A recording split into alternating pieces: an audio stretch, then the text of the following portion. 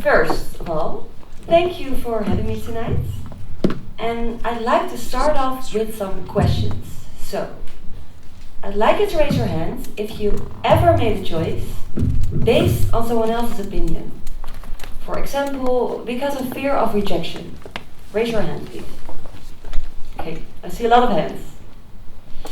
Now, I'd like you to raise your hand if you think that you are going to base your major life choices partly or entirely on the expectations or judgments of someone else. Hands again, please.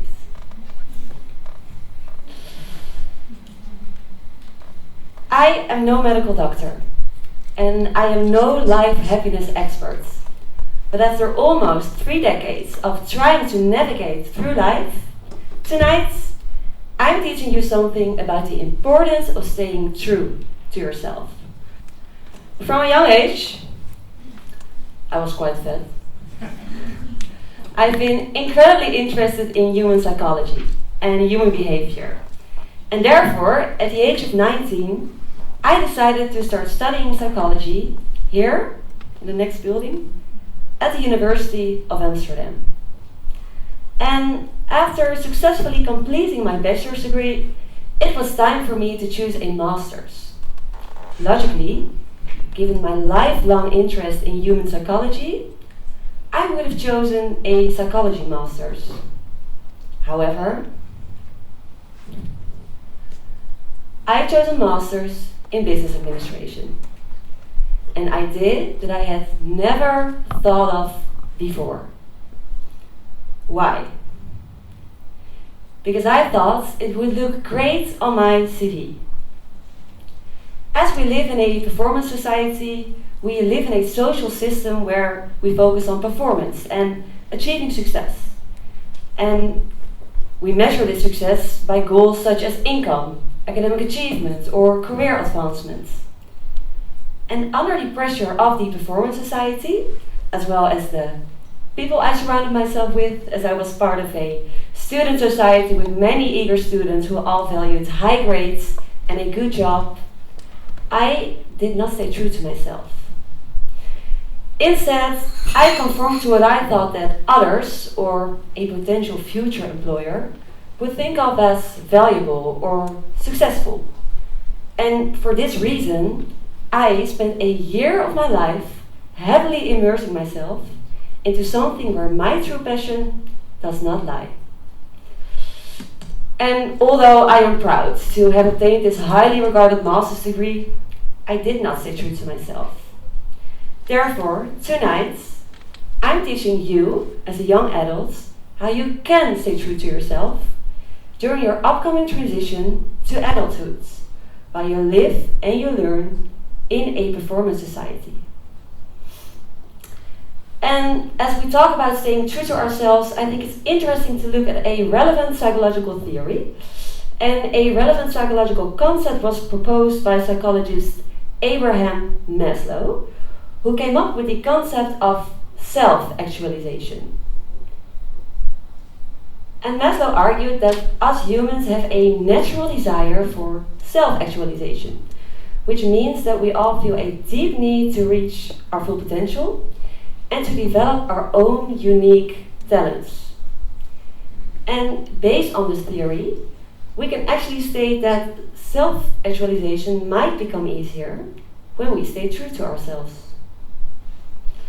However, this can be hard in our performance-driven society, because in a performance society, we tend to live within the borders of what we think that others find successful, right, proper, or accepted.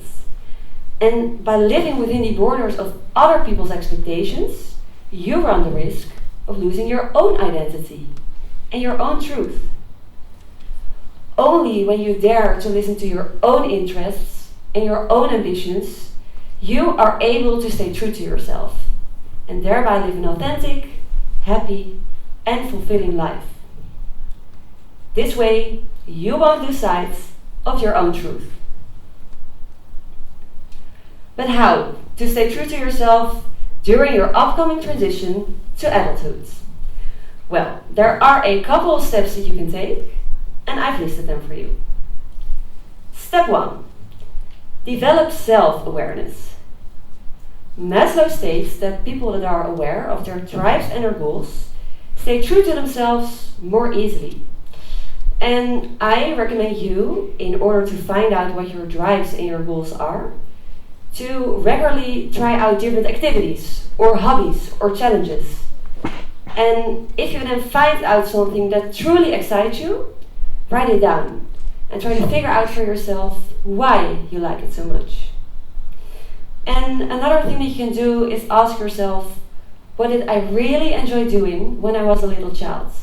Because this says a lot about where your true interests lie. Step 2. Be aware of your core values. The self-determination theory states that people are driven by their core intrinsic values. And when you identify your core values, you are able to establish the guidelines for your behavior and your choices. And this actually makes it easier to stay true to your authentic self. And to find out what your core values are, you can ask yourself questions. For example, what do I really like in another person? Or what really irritates me in another person? And you can also ask yourself, if there's one thing right now that I could change in this world, what would it be? Because this says a lot about what you find really important in life. Step 3, teach yourself how to be assertive. The assertiveness theory states that assertive behavior allows you to stand up for yourself in a fair and respectful way, whereby you are aware of your boundaries, you can set your boundaries, and you express them authentically. And assertive communication allows you to stand up for yourself without disrespecting others. And to teach yourself how to be assertive, first of all, learn the difference between aggressive, assertive, and sub-assertive behavior. Second of all, state your boundaries through I messages, whereby you keep your message to yourself.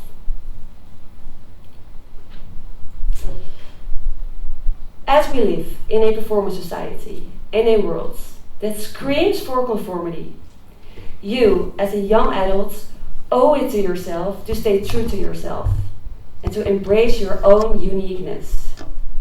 Don't make the same mistake as I did. Instead, shine your light, be brave, stay curious, and embrace your own unique journey. Because true fulfillment comes from living authentically, beyond the borders of other people's expectations. Thank you for listening.